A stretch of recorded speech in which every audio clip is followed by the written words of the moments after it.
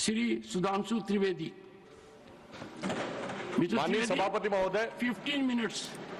माननीय सभापति महोदय, अभी इस सदन में हमारे साथी गोखले जी द्वारा जो भारत के उस राज्य को रिप्रेजेंट करते हैं जो फाइन आर्ट्स और गरिमा में अपना एक उच्च स्थान रखता है, जिसे बंगाली भद्र लोक कहा जाता है, परंतु आज उस इनिशिएशन के साथ मुझे लगता है उस भद्रता के साथ जो क्रूर मजाक हुआ है उसको उसके ऊपर बात करते हुए मैं पीड़ा के साथ अपना निवेदन प्रारंभ करता हूं। आज हम गृह मंत्रालय के विषय में चर्चा के लिए एकत्र हुए हैं और हमारी सरकार 26 मई 2014 को आने के बाद गृह मंत्रालय की टोन एंड टेनर में क्या परिवर्तन आया, इसे मैं सिर्फ दो वानगी में बताना चाहता हूं।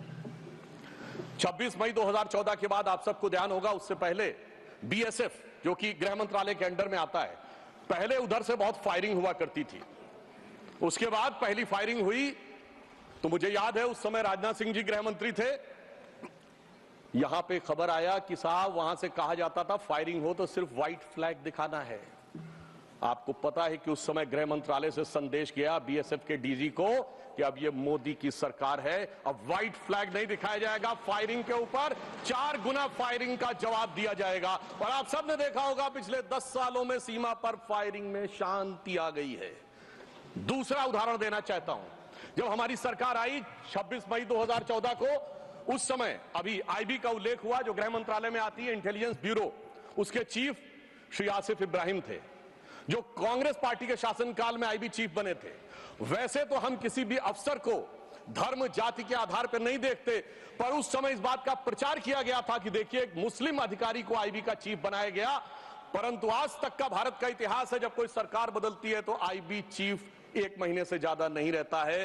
परंतु श्री नरेंद्र मोदी जी की सरकार में श्री आसिफ इब्राहिम का 8 महीने का कार्यकाल था और उन्होंने उसे 8 महीने का कार्यकाल पूरा किया। याद रखना चाहिए कि मोदी जी के कार्यकाल का पहला आईबी चीफ मुस्लिम समाज से था। यह दर्शाता है कि हम समाज के वर्गों को डर पैदा करके साथ में नहीं लेना चाहते, विश्वास पैदा करके साथ में लेना चाहते हैं। आज हमारे गृह मंत्री आदरणीय अमित शाह जी गुजरात का प्रतिनिधित्व करते हैं, प्रधानमंत्री जी उत्तर प्रदेश से प्रतिनिधित्व करते हैं। सभापति जी, यह संयोग भारत के इतिहास में 3 बार बना है। पहली बार जब सरदार पटेल गुजरात से थे और पंडित नेहरू उत्तर प्रदेश से थे तो स्वतंत्रता का काल था। दूसरी बार लाल कृष्ण आडवाणी जी गृह मंत्री थे और अटल बिहारी वाजपेयी जी उत्तर प्रदेश से थे, तब भारत ने 21वीं सदी में प्रवेश किया था। आज जब अमित शाह जी गुजरात से हैं और मोदी जी यूपी से हैं, तो भारत ने अमृत काल में प्रवेश किया है। अर्थात मैं कह सकता हूं काल के कपाल पर, भारत के भाल पर कुछ तो नया होने वाला है और कुछ ना कुछ तो नया हुआ है, उसे आज समझने की जरूरत। अब मैं बताना चाहता हूं कि गृह मंत्रालय ने इस दरमियान किस किस प्रकार से कार्य किए। मैं 3 प्रकार के कार्य बताना चाहता हूं। एक, वो कार्य जो पिछली सरकारें भी कर रही थी वो हमने करके दिखाया। दूसरा, वो कार्य जो पिछली सरकारें कर ही नहीं सकती थी, सोच नहीं पाई, वो करके दिखाया। और तीसरे वो कार्य हैं जिसपे पिछली सरकारों ने एड़ी चोटी का जोर लगा दिया कि नहीं हो सकते, वो भी करके दिखाया। पहली श्रेणी में वो कार्य हैं, यानी मैं मानता हूं दूसरी सरकारों ने भी प्रयास किया होगा कि आतंकवाद की घटनाएं कम हो और अपराध की घटनाएं कम हो। तो मैं बताना चाहता हूं आतंकवाद की जो कुल घटनाएं जून 2004 से 14 के बीच में 7214 थी, जो 14 से 2024 के बीच में 2240 है, 69% की कमी आई है। कुल मृत्यु जो नागरिकों की और सिक्योरिटी फोर्सेस की होती थी उसमें 68% की कमी आई है। नागरिकों की जो मृत्यु होती थी उसमें 81% की कमी आई है। सिक्योरिटी कोर्सेस में जो फोर्सेस की जो मृत्यु होती थी उसमें 46% की कमी आई है। और मैं एक महत्वपूर्ण बात बताना चाहता हूं, स्टोन पेल्टिंग के इंसिडेंसेस 2010 में 2654 थे, अब 0 हैं। ऑर्गेनाइज हड़ताल 0 है, स्टोन पेल्टिंग 0 है, स्टोन पेल्टिंग में जख्मी होने वाले 0 हैं। सभापति महोदय, पत्थर पड़ने के दौर खत्म हो गया, मगर अगर किसी की अकल पे पत्थर पड़ा हो तो उसे बदला हुआ नजारा नहीं दिखाई पड़ता। इसलिए मैं कहना चाहता हूं चश्मा उतारो फिर देखो यारो, दुनिया नई है चेहरा पुराना। महिला सुरक्षा के लिए एक अलग प्रभार बनाया गया। 2018 में इंटीग्रेटेड हेल्पलाइन बनाई गई और 181 हेल्पलाइन को को राज्यों और केंद्र शासित प्रदेशों के साथ जोड़ा गया। फोरेंसिक को मजबूत करने के लिए प्रदेश में डीएनए विश्लेषण और साइबर फोरेंसिक की लैब्स भी बनाई गई। मॉडर्नाइजेशन करने के लिए 80 करोड़ की एक अलग मंजूरी दी गई। फोरेंसिक इकोसिस्टम को बेहतर बनाने के लिए 7 नई फोरेंसिक प्रयोगशालाएं बनाने की बात हुई, और जिसमें यूपी, बिहार, उड़ीसा, राजस्थान, छत्तीसगढ़, तमिलनाडु और केरल में, और इसके अतिरिक्त पुणे, गुवाहाटी, भोपाल और कोलकाता की लैब्स को और इंप्रूव करने का कार्य किया गया। ये वो कार्य हैं जो पिछली सरकारों ने सोचा नहीं था वो कर पाए। मैं उदाहरण देना चाहता हूं। एक है सीएए का उदाहरण अभी हमारे साथी ने दिया। मैं याद दिलाना चाहता हूं, इसी संसद में एक वो दौर था जब इनकी नेता ममता बनर्जी जी ने भारत के इतिहास में इकलौती बार जब चेयर के ऊपर फाइल फेंकी थी, किस बात को लेकर कि बांग्लादेशी घुसपैठियों के बारे में चर्चा करने का मौका नहीं दिया जा रहा है। और आज मैं कहना चाहूंगा कितना बड़ा बदलाव दिखता है कि जिन लोगों ने इतना बड़ा कार्य किया था वो आज कितना पीछे हट गए। इसे कहते हैं कि वक्त के साथ इंसान कैसा बदलता है। सीए पे मैं कहना चाहूंगा, सीए गृह मंत्रालय का विषय है, नागरिकता, और ये एक संसद के द्वारा पारित कानून था, परंतु राज्य विधानसभाओं ने उसके खिलाफ प्रस्ताव पारित कर दिया। यह सरासर कानून का उल्लंघन था, सरासर संविधान का उल्लंघन था, और मैं कह सकता हूं इसके द्वारा संविधान खतरे में था। दूसरा मैं उदाहरण देना चाहता हूं, यूएपीए का चेंज किया गया, यानी अब केवल एक संगठन आतंकवादी नहीं होगा, कोई व्यक्ति आतंकवादी होगा तो उसको भी आतंकवादी माना जाएगा। एनआईए एक्ट में आतंकवाद की परिभाषा स्थापित की गई। मृत्यु दंड पर यह संशोधन किया गया कि क्षमा याचना केवल संबंधित व्यक्ति ही कर पाएगा, दूसरा नहीं कर पाएगा। आपदा के लिए विशेष धनराशि की व्यवस्था की गई, और नक्सलवाद को समाप्त करने में अभूतपूर्व सफलता हमें मिली है। अभी दिसंबर के महीने में हमारे गृह मंत्री अमित शाह जी नक्सलवाद प्रभावित क्षेत्र में सीआरपीएफ के कैंप में पूरी रात गुजार कर आए हैं। जो लोग ये कहने का प्रयास करते हैं कि इसको डर और किससे वो, उससे उनको समझने का प्रयास करना चाहिए। अब वो दौर चले गए सभापति महोदय। मुझे याद है 6 अप्रैल 2010 को दंतेवाड़ा में 76 सीआरपीएफ के जवान शहीद हो गए थे, और उसके बाद ऐसे ही समाचार आते थे कि देश के कुछ विश्वविद्यालयों में शहीद जवानों के प्रति नहीं, नक्सलवादियों के समर्थन में कार्यक्रम हो रहे थे। वो दौर अब समाप्त हो गया। अब तीसरी श्रेणी में बताना चाहता हूं, वो काम आते हैं, किए हैं गृह मंत्रालय ने, जो पिछली सरकारें कहती रही कि नहीं हो सकता, नहीं हो सकता, वो करके दिखाया। धारा 35A, धारा 370। मैं कह सकता हूं जब सरदार पटेल गृह मंत्री थे, राज्यों का महकमा उनके पास था, वो कश्मीर की कसक जो रह गई थी, वो कसक अगर आज समाप्त हुई है तो अगस्त 2019 में अमित शाह जी के शासनकाल में वह समाप्त हुई है।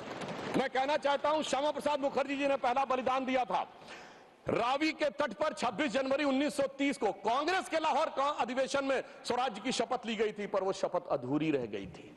तो सरदार पटेल के दिल में कसक थी, श्यामा प्रसाद मुखर्जी जी का बलिदान था, और अटल जी के दिल में वेदना थी। उन्होंने कहा था 15 अगस्त का दिन कहता आजादी अभी अधूरी है, सपने सच होने बाकी हैं, रावी की शपथ न पूरी है। परंतु वो शपथ किसने पूर्ण की? प्रधानमंत्री श्री नरेंद्र मोदी जी के नेतृत्व में हमारे वर्तमान गृह मंत्री श्री अमित शाह जी ने उसको पूरा किया। और इसी के साथ मैं एक पंक्ति में कहना चाहूंगा, इतना बड़ा परिवर्तन भारत के इतिहास में आया कि अपनी सरकार की तरफ से और प्रधानमंत्री जी की तरफ से कि दर्द की रात गई, गम के जमाने भी गए, और मोदी जी के हिम्मत से कई दाग पुराने भी गए। इसके अलावा जो कश्मीर में बड़ा परिवर्तन आया, मैं एक उदाहरण बताना चाहता हूं। अभी हमारे साथी ने डर का उल्लेख किया, तो मैं बताना चाहता हूं 10 सितंबर 2024 को भारत के पूर्व गृह मंत्री सुशील कुमार शिंदे जी का बयान था कि मैं गृह मंत्री के रूप में जाता था तो डल लेक में मैं गृह मंत्री के रूप में होता था, और डर के मारे उनकी क्या हालत होती थी, वह शब्द संसदीय नहीं है। तो मैं अपनी स्वरचित पंक्ति में कहना चाहूंगा, हमारे साथी सब समझ जाएंगे कि लहूलुहान थी घाटी और झेलम डरी हुई थी, खामोशियां रातों की दिन में भरी हुई थी, और दहशत का था वो आलम कि डल लेक घूमने में गृह मंत्री के पग के नीचे धरती फटी हुई थी। और आप समझिए आज हमारी स्थिति यह है कि हमारे गृह मंत्री वो हैं जिनको देखकर आतंकवादियों की छाती फटने लगती है, और आतंकवाद के समर्थन करने वालों के छाती में दर्द होने लगता है। सभापति जी, मैं कहना चाहता हूं, उनकी सरकार और हमारी सरकार में यह अंतर था जो भारत की परंपरा में है। उन्होंने बहुत दिन नाग पंचमी की, नागों को दूध पिलाया, हमने जन्मेजय का नाग यज्ञ करके दिखाया जिसमें सारे नाग आकर समाहित हो गए। तो मैं एक पंक्ति में कहना चाहूंगा, कश्मीर घाटी को लहूलुहान करने वालों सुनो, एक भी शहीद हुआ जवान नहीं भूले हैं, और दूध भी पिलाते हैं परंपरा हमारी मित्र, किंतु नाग यज्ञ का विधान नहीं भूले। और मैं ये कहना चाहता हूं, दूसरा उदाहरण, एक सिर्फ दूसरा उदाहरण, हमारे कांग्रेस के युवा नेता जिन्होंने तथाकथित भारत यात्रा निकाली, उसी कश्मीर में कहते हैं कि हालात नहीं बदले। इस पूरे देश ने वो दृश्य देखा जब भैया और बहन दोनों सुरक्षित वातावरण में मधुर मनोभावों के साथ बर्फ के गोले के साथ खेलते नजर आ रहे थे। और ये वही कश्मीर था जहां उनके गृह मंत्री के पैर के नीचे धरती फटी जा रही थी। इतना बड़ा बदलाव भी दिखाई नहीं पड़ता। मैं पूछना चाहता हूं मेरे भाई कि अगर आप ये कहना चाहते हैं वही कश्मीर था जहां ऐसा इसके झंडे दिखाई पड़ते थे, जहां पाकिस्तान जिंदाबाद के नारे दिखाई पड़ते थे, वहां पर अगर आरजी और पीजी दोनों एक साथ सुरक्षित थे, एसजी भी खुश रही होंगी, मुझे लगता है जीजा जी को भी खुशी का एहसास होना चाहिए। मैंने किसी का नाम नहीं लिया है। और इसके लिए गृह मंत्री जी को साधुवाद देना चाहिए कि कश्मीर में इतना बड़ा बदलाव देखने को मिला है, कम से कम इतना तो करना चाहिए। और मैं अपने साथियों से कहना चाहूंगा, जो उनके नेता बोलते हैं डरो मत, हकीकत का सामना करो कि कितना बदलाव आया है, इसको स्वीकार करो, डरो मत। डरने का काम देश के विरोधियों के लिए छोड़ दो हमारी सरकार ने। इसके अलावा हमारी सरकार के समय में इंडियन पैनल कोड को भारतीय न्याय संहिता के रूप में जो बदलाव किया गया वो एक महत्वपूर्ण बात है। परंतु मैं सभापति महोदय यह भी बताना चाहूंगा कि जब भी किसी चीज की तुलना हो तो तुलनात्मक होनी चाहिए। जब हमारी सरकार आई और गृह मंत्रालय का दौर आया तो उस जमाने में क्या अंतर था सिक्योरिटी में और आज क्या बड़ा अंतर है। राष्ट्रीय सुरक्षा सबसे प्रमुख दायित्व है। जैसा कि हमारे साथी ने कहा, लॉ एंड ऑर्डर तो स्टेट का सब्जेक्ट है, पर राष्ट्रीय सुरक्षा गृह मंत्रालय की बात मैं पूछना चाहता हूं। हमारी सरकार आने से पहले दिल्ली में धमाके नहीं होते थे क्या? मुंबई में नहीं होते थे? चंडीगढ़, गुवाहाटी, लखनऊ, फैजाबाद, जयपुर, नागपुर, हैदराबाद, कौन सा ऐसा शहर का जहां धमाके नहीं होते थे? चलती ट्रेन में धमाके, चलते बस में धमाके, लोकल ट्रेन में धमाके, और लिखा रहता था बस अड्डे पे धमाका, रेलवे स्टेशन पे धमाका, लिखा रहता था छूना नहीं, धमाका हो जाएगा।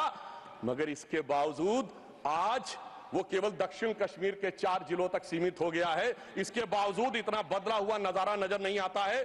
यह दर्शाता है कि कितना पूर्वाग्रह की दृष्टि है। और यह भी मैं बताना चाहता हूं, इस सरकार, पिछली सरकार के शासनकाल में जांच के अंदर किस प्रकार का कार्य हुआ, मैं 2 चीजों का उदाहरण देना चाहता हूं। समझौता एक्सप्रेस केस दुनिया के इतिहास का इकलौता केस होगा कि पहले वहां सरकार जांच कर रही थी कि पाकिस्तान ने कराया, अचानक यू टर्न ले लिया और तथाकथित हिंदू आतंकवाद पे आ गए। किस आधार के ऊपर? आरोपी के रूप में असीमा आनंद जी का जेल में इंटरव्यू। मैं पूछना चाहता हूं जेल में इंटरव्यू कैसे हुआ? बजाय इंटरव्यू लेने वाले पे कार्रवाई होने के, पुलिस के सामने दिया गया बयान एडमिसिबल नहीं होता है और इंटरव्यू के आधार के ऊपर चेंज कर दिया।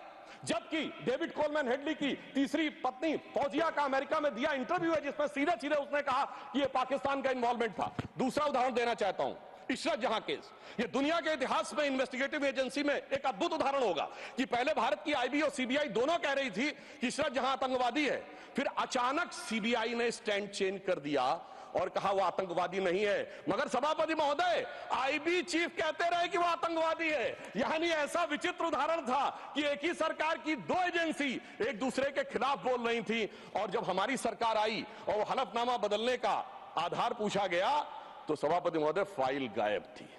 यह दर्शाता है कि सिक्योरिटी का किस प्रकार से मजाक उड़ाया गया। 26/11 का हमला हाफिज सईद ने कराया, ये इनकी सरकार मानती थी, मगर हमारे कई सम्मानित नेता उस तरफ बैठे जो कहते थे आरएसएस ने कराया। सिक्योरिटी का जिस प्रकार का मजाक इनकी सरकार में उड़ाया गया है, यह दर्शाता है कि वो सिक्योरिटी किस प्रकार की थी। मुझे समझ में नहीं आ रहा था कि वो लोग जो अपने जमाने में क्या कहते थे कि इशरत जहां बेटी है, याकूब मेनन की जुडिशियल किलिंग हुई है, अफजल हालात का मारा है, जाकिर नायक शांति का मसीहा है, ओसामा जी हैं, हाफिज साहब हैं। इस हालात के बाद क्या होना था? मैं पूछना चाहता हूं, ये डर के बोल रहे थे या प्रेम से बोल रहे थे? या आपकी मोहब्बत की दुकान के सरमाएदार थे या मोहब्बत की दुकान के खरीदार थे? और मैं सिर्फ अब 2 स्टेटमेंट कोट करना चाहूंगा उस सरकार की हालत के लिए। 20 जनवरी 2013 को तत्कालीन गृह मंत्री सुशील कुमार शिंदे जी ने जयपुर में वक्तव्य दिया कि आरएसएस के कैंप्स में टेरर ट्रेनिंग की जाती है। और जब सुषमा स्वराज जी ने आके सदन में पूछा, गृह मंत्री ने अपना बयान वापस ले लिया। सोचिए, इस प्रकार का मजाक भारत की सुरक्षा के साथ कभी सुनाई नहीं पड़ता। और 14 जुलाई 2011 को कांग्रेस के एक चिर युवा नेता, जो चिर क्रोधित और चिर आक्रोशित रहते हैं, उन्होंने एक वक्तव्य दिया था, but terrorism is something that is impossible to stop all the time. यानी हमेशा के लिए आतंकवाद को रोकना मुमकिन नहीं है। सभापति महोदय, जिस सरकार का चाल चलन ऐसा था, उसके हालात में रोकना मुमकिन नहीं था, पर आज मोदी जी की सरकार है तो मोदी है तो मुमकिन है, वो हमने करके दिखाया। मैं दूसरा बताना चाहता हूं उदाहरण। एक दौर था जिस जमाने में 26/11 हमले के बाद से पहले 2007 में आंतरिक सुरक्षा के लिए नीति क्या थी? हवाना में जाके यह कहा कि पाकिस्तान आतंकवाद से पीड़ित देश है। यह भारत सरकार का ऑफिशियल स्टेटमेंट था। 26/11 के हमले के केवल 9 महीने बाद जुलाई 2009 में शर्म शेख में ज्वाइंट डिक्लेरेशन में बलूचिस्तान का उल्लेख आया और यह कहा गया टेरर के अटैक से टॉक्स प्रभावित नहीं होंगी। मगर सभापति महोदय, जो हमारी सरकार आई तो हमने कहा टेरर के साथ टॉक्स नहीं होंगी। और जब से मोदी जी की सरकार आई है, हमने इस बात को बिल्कुल साफ साफ कर दिया है। और इसीलिए पिछले 11 साल ऐसे हैं जब कोई औपचारिक द्विपक्षीय वार्ता नहीं हुई। सभापति महोदय, क्योंकि जब से हमारे गृह मंत्री जी आए हैं, हालात में जानते क्या बदलाव आया है? उस जमाने में शांति के कबूतर उड़ा करते थे, अब गुरु गोविंद सिंह जी के बाज उड़ते हैं। और जिसे हम अपने लखनऊ की भाषा में कहते हैं कि अम्मा मियां वो दिन लद गए जब उस्ताद लल्लू का फाख्ते उड़ाया करते थे। और अब वो बदलाव ये देखने को मिला है। ये लोग तो वो हैं सभापति महोदय, जिन्हें भारत इतना कमजोर चाहिए था, किसी संसद भवन की छत के ऊपर जो शेर बने हैं उसके लिए लोग गए थे कोर्ट में कि शेर ज्यादा आक्रामक दिख रहे हैं। यानी इन्हें शेर बिल्ली जैसे चाहिए थे, बिल्ली जैसे नहीं, भीगी बिल्ली जैसे चाहिए थे। परंतु शायद ये भूल गए कि हमारे प्रधानमंत्री जी और गृह मंत्री जी गुरु गोविंद सिंह जी से भी प्रेरणा लेते हैं, शिवाजी महाराज से भी प्रेरणा लेते हैं, महाराणा प्रताप से भी प्रेरणा लेते हैं। और उनकी तरफ से हमारी नीति के लिए कहना चाहूंगा कि मन में है धैर्य और तन में प्रचंड शौर्य, बन चंद्रगुप्त मौर्य प्रलय मचाएंगे। और महाराणा और शिवा की संतति कहाते हम शीश कट जाए भले झुकने ना पाएंगे। और बार बार छेड़िए ना भारत स्वाभिमान को, अन्यथा बाद में बहुत पछताएंगे। सौगंध मां भवानी की उठेगी ललकार, जब आपके घरों पे चील कौवे मंडराएंगे। और ये आपने देखा, ये बालाकोट में भी दिखा, ये सर्जिकल स्ट्राइक में भी दिखा। तो तब हमारे विरोधी क्या कहते थे? आदमी मरे थे कि कौवे मरे थे, पेड़ गिरी थी कि बिल्डिंग गिरी थी। इस प्रकार के मजाकिया बात करने वाले लोगों को मैं बताना चाहता हूं कि भारत की व्यवस्था, अभी एक विषय का उल्लेख आया हमारे साथी ने, मैं एक बात पूछना चाहता हूं। वोटर डुप्लीकेशन की बात हमारे विरोधी उठाते हैं। मैं कहना चाहता हूं, अगर वोटर डुप्लीकेशन की बात करना चाहते हो तो पहले सिटीजनशिप डुप्लीकेशन तो क्लियर कर लीजिए। क्यों नहीं एनआरसी के लिए हाँ बोल देते हैं, उसके बाद ये मुद्दा ही खत्म हो जाएगा। भाई, जब आप कह रहे हैं कि वोटर्स को लेकर आपके मन में संदेह है तो एक बार एनआरसी करवा दीजिए, दूध का दूध पानी का पानी। मगर सभापति महोदय, एनआरसी क्यों नहीं करानी है? उसका कारण यह है कि पिछले चुनाव में सबसे बड़ी जीत कहां पे हुई है? असम की धुबरी सीट पे कांग्रेस के नेता रकीबुल हसन 10,25,000 से जीते हैं। और असम के जो हमारे साथी यहां बैठे होंगे, धुबरी को मिनी बांग्लादेश कहा जाता है। तो इसलिए एनआरसी नहीं करानी है, मगर डुप्लीकेशन का मुद्दा उठाना है। मैं पूछना चाहता हूं जो लोग इस विषय को उठाना चाहते हैं। सर, मैंने तो बोला ही नहीं, मैंने तो सिर्फ ये तारीफ की वो जीते हैं। I have just put up the facts and nothing personal. I have said he has got the biggest. Sir, हमने तो सिर्फ एक डाटा बताया है। सुधांशु जी, टेक योर सीट।